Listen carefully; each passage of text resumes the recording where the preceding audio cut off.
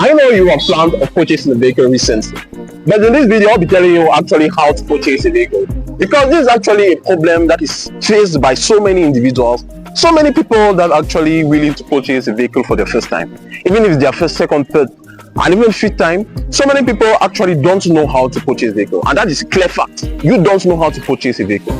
But in this video I'll be telling you how to buy a vehicle. Yes, because there is a way to buy a vehicle. The first thing you have to do before actually purchasing a vehicle is knowing the vehicle you want to buy. Yeah, this is a point that is actually very neglected. Some people sometimes come in, they maybe have some money. I want to purchase a vehicle, but they don't actually know the type of vehicle to purchase. This is actually the first thing you need to do, knowing the vehicle you want to purchase. There are so many different types of vehicles, and depending, let's say, on your daily activities, on your daily businesses, whether you have your daily activities, as I earlier mentioned, there are some vehicles that actually correlate to you and correspond to you, and some that does not. Let's say, for example, you are a taxi driver, you're a taxi driver, an Uber driver. You want to do, let's say, some transportation business, and you are planning to buy, let's say, a vehicle such as a Sonata, a Honda Sonata. We clearly see that a Honda Sonata wouldn't actually correlate to your activity. Being a taxi driver, for example, it's a business that you mostly want to have profit and have, maybe make your customers comfortable at a certain level. So purchasing vehicles such as Sonata maybe will not be vehicles that will actually correlate to your activities. Vehicles maybe such as Toyota Yaris, which actually have a less fuel consumption. Vehicles maybe such as some Toyota Carina E. These are some types of vehicle you are most likely to use for your activities. Let's say if now you are someone that does maybe your day-to-day activities, your day-to-day businesses, such as someone who travels a lot, purchasing a vehicle, let's say, such as a Sonata, as I earlier mentioned, purchasing a vehicle such as a Mercedes, a RAV4, purchasing vehicles such as those will actually correlate to you. And we also have to be green, because in our surrounding here, you don't have to also purchase vehicles that actually correlate to your health conditions. You will not purchase a low vehicle, and maybe you are entering into somewhere that is very stony, and you just finish, by spoiling the vehicle. So depending also on your location, your activity, as I earlier mentioned, you need to know the type of vehicle to purchase, whether it will be a high vehicle, a low vehicle, a vehicle that consumes less, or a vehicle that consumes more, depending on what you want to do for your activity. Vehicles such as even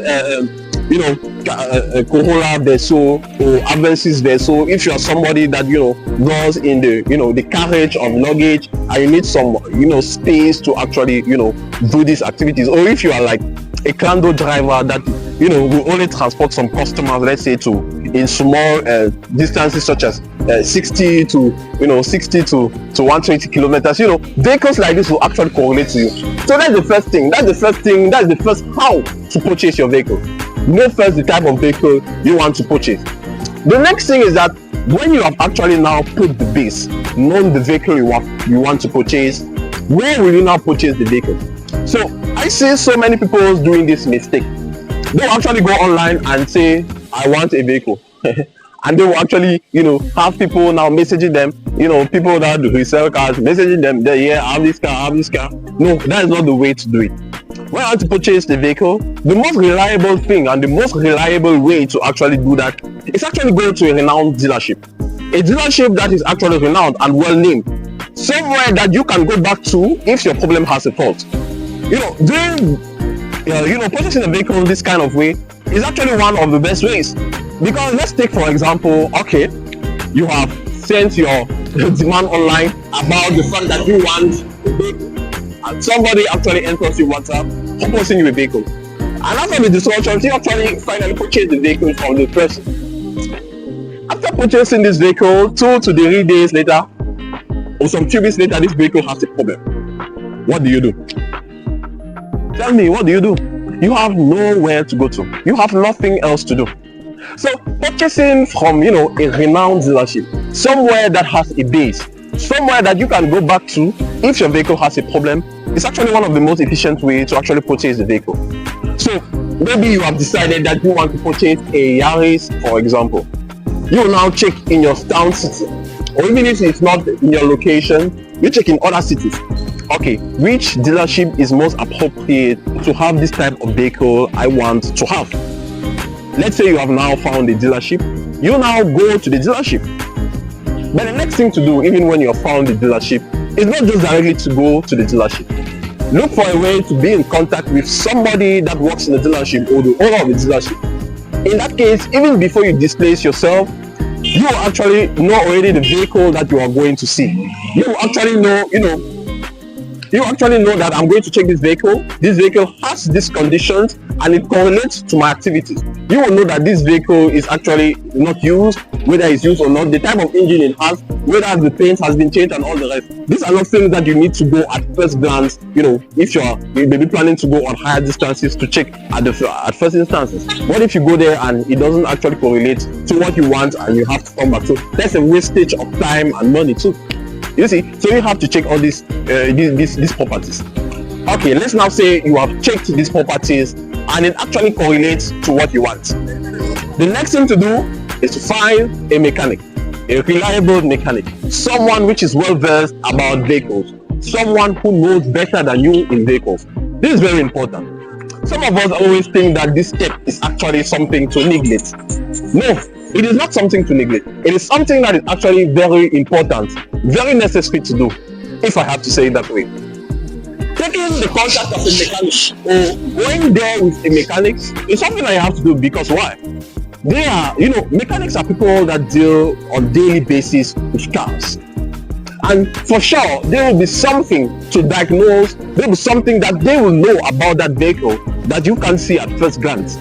There is always something that is not actually very good about the vehicle. I know it doesn't happen all the time, but it always happens most of the time. So the next thing to do is to have the contact of a reliable mechanic that you take him to the dealership with. And once you get there, the mechanic will actually help you check the car and check if everything is actually good.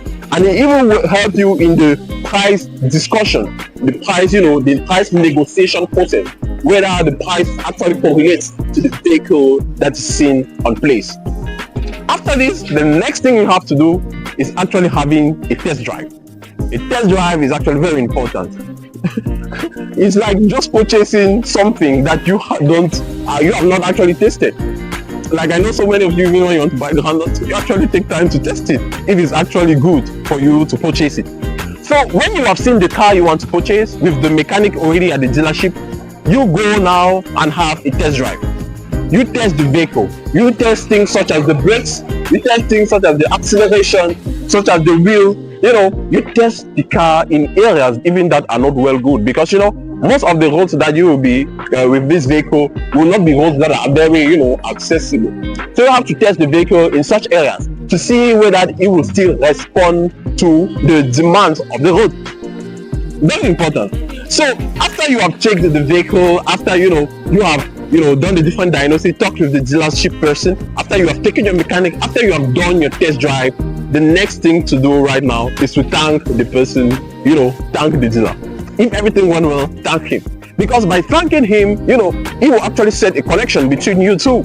And you will actually be free to go back there at any time if the vehicle has a problem. So these are different steps to actually do before purchasing the vehicle. As I earlier mentioned, you decide on the type of vehicle you want. The next thing, you discuss with the dealer. The next thing, you take the mechanic to the dealership. You do, the different check-ins. You have the test drive and you thank the dealer. If you love this video, don't forget to give us a thumbs up, subscribe and turn on the notification bell not to miss any of our future content.